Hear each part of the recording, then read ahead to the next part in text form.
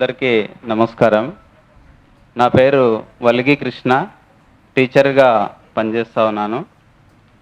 నేను చదివినటువంటి సాహిత్యం, పనిచేస్తున్నటువంటి రంగం ఇట్లా అంతా ఆలోచించినప్పుడు మనం ఈ సమాజంలో మార్పు కోసం పనిచేయాలి, మార్పు కోరుకోవాలని ఆలోచించి సమాజం ఇట్లుంటే ఎలాంటి సమస్యలు ఉండవని అనుకున్నప్పుడు నేను రాసుకున్నటువంటి కవిత అదిగో నవలోకం.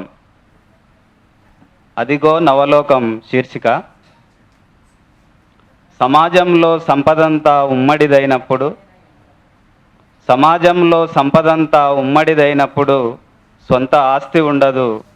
సొంత ఆస్తి లేనప్పుడు మనిషి మనిషిగా ఆలోచిస్తాడు, మనిషి మనిషిగా జీవిస్తాడు, మనిషి మనిషిగా పనిచేస్తాడు, మనిషి మనిషిగా చలిస్తాడు, మనిషి మనిషిగా స్పందిస్తాడు. సొంత ఆస్తి లేనప్పుడు మనిషిని మనిషిగా చూస్తాడు, మనిషిని మనిషిగా ప్రేమిస్తాడు, మనిషిని మనిషిగా గౌరవిస్తాడు, మనిషిని మనిషిగా రూపొందిస్తాడు, మనిషిని మనిషిగా చూపిస్తాడు.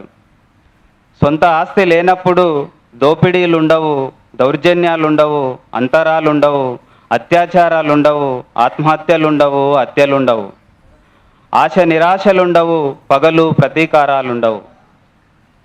మనిషి మనిషికై తపిస్తాడు, మానవత్వమై పరిమళిస్తాడు.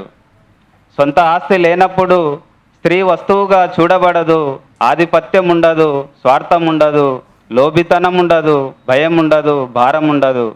మనిషి స్వేచ్ఛగా విహరిస్తాడు, అందరికై జీవిస్తాడు, ఒక్కనికై అందరు వస్తారు. అది ఒక నూతన ప్రపంచం, అదే సమసమాజం, అదే సోషలిజం. నిజం నిజం, ఇదే నిజం, అదే కమ్యూనిజం.